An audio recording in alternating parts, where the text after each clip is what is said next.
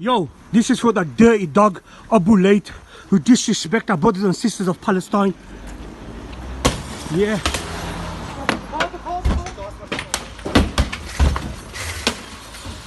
These masked thugs barged into my home. No sense of dignity for a person's family. Frightening to death my wife, my daughters, my 6-year-old, my 9-year-old. So the attack on Mufti Abu Layth's home happened earlier this week on Sunday. I saw an article about it on Monday when I was at the airport, but now I watched the video. You know, I've spent the past several months trying to detox from the internet and social media, trying to avoid negativity. 2 of our 5 sons have a rare disease. They're on life support. We lost our night nurse a while back, so I had to take over as night nurse. Been staying up with my kids at night, reading. I've been sleeping during the day. In the evening, I wake up and go to the gym. I noticed very quickly that by not being on social media, I was becoming less aggressive. I would still watch a YouTube video here or there for entertainment. I went on a couple of live streams.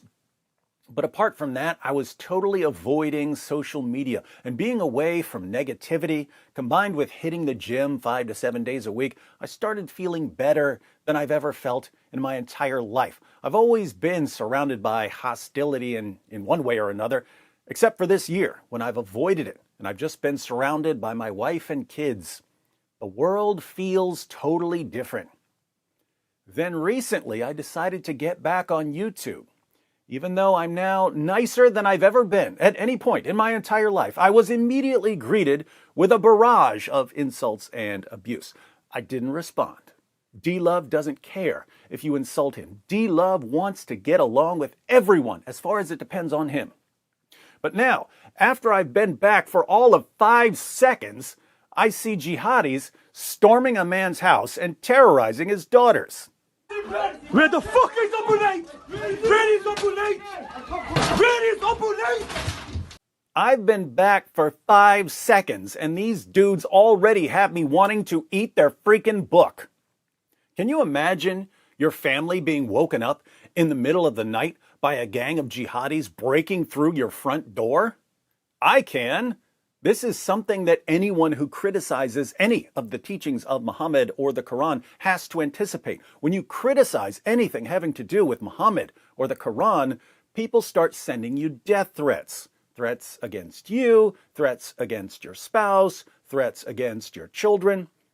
And you know that most of these keyboard jihadis aren't going to do anything, but you think to yourself, wow, if even 1 or 2% of the people who say they're going to attack us are actually intending to attack us, that's still a sizable number of people who could be kicking down our door one night.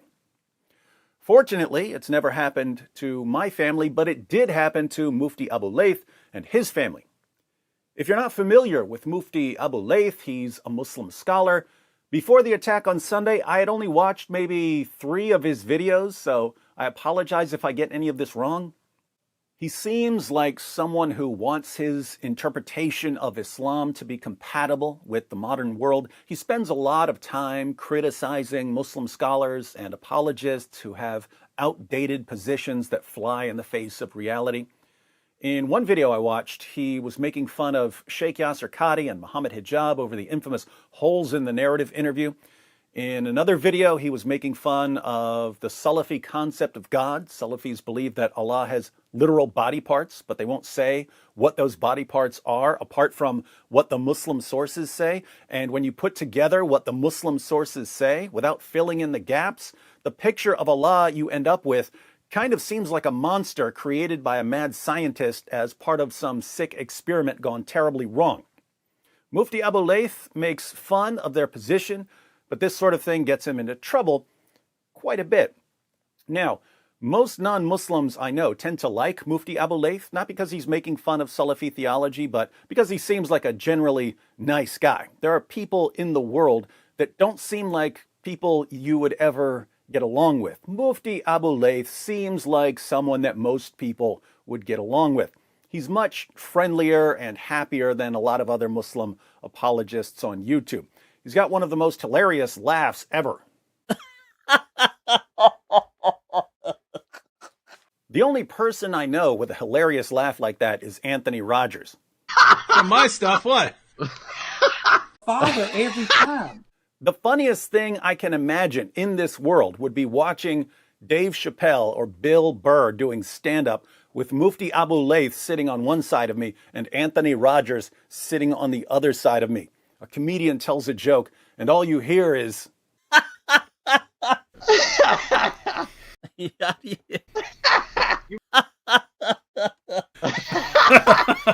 So, Mufti Abu Layth's main crime is criticizing and sometimes mocking positions that he disagrees with. It's the same crime that gets many of us into trouble with keyboard jihadis. But here's the key. Once you enrage certain people, they don't attack you directly. Instead, they try to stir up a violent mob against you as soon as the opportunity arises. And the opportunity that arose recently was the latest Israeli-Palestinian conflict, attacks, bombings, whatever you want to call it. Emotions are running high whenever anything happens between Israel and the Palestinians. Some people use this to their advantage. So, if you have a problem with Mufti Abu Layth because he's been making fun of your theology, you see global anger as your golden opportunity to stir up a violent mob against him.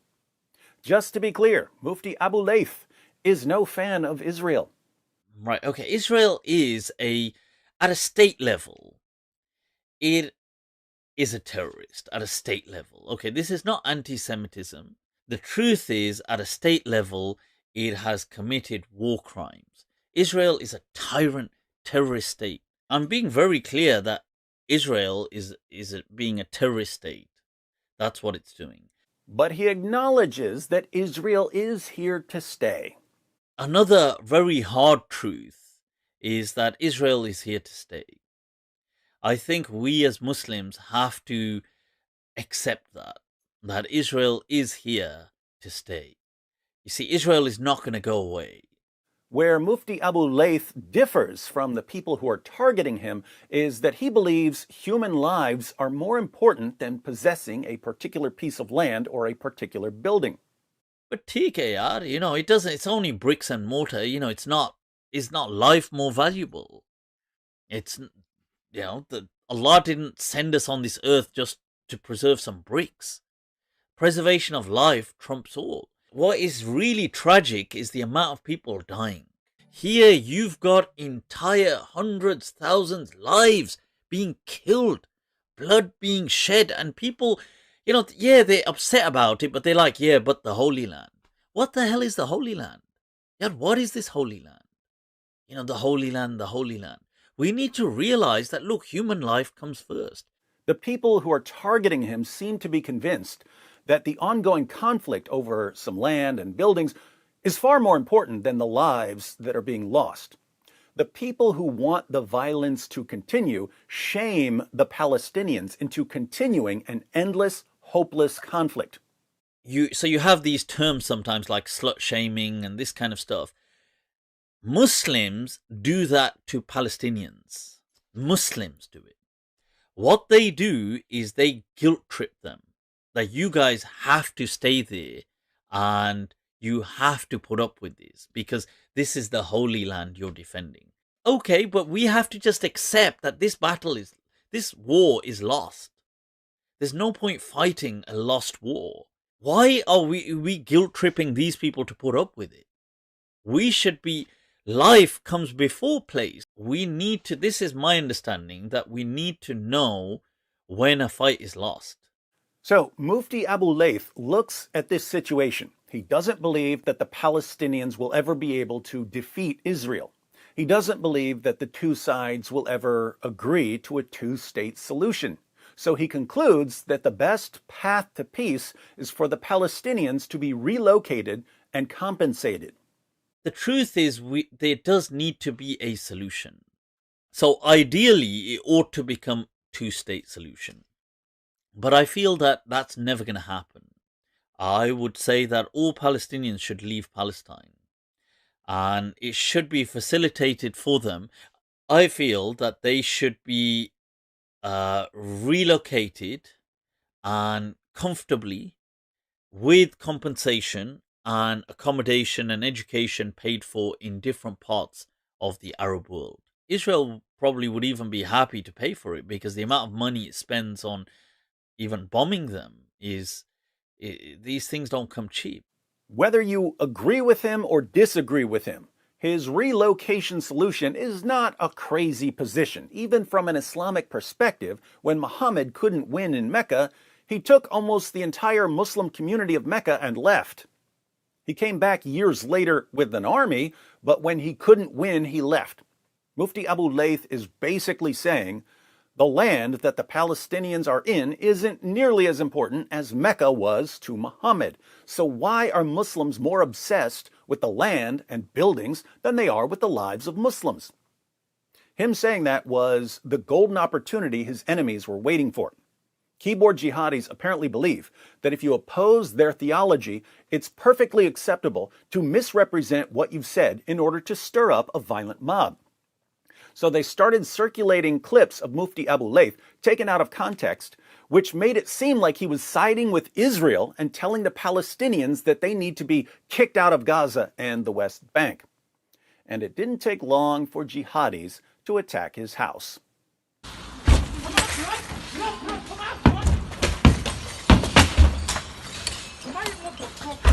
Come on, motherfucker! Come on, motherfucker! Those are some tough dudes, aren't they? Jihadis in other parts of the world are fighting soldiers. Not these guys. They're terrorizing little girls. And they don't roll up on Mufti Abu Layth's daughters with one or two guys in broad daylight. No. They kick down the door in the middle of the night and roll up on those little girls with like 8 lions of Islam.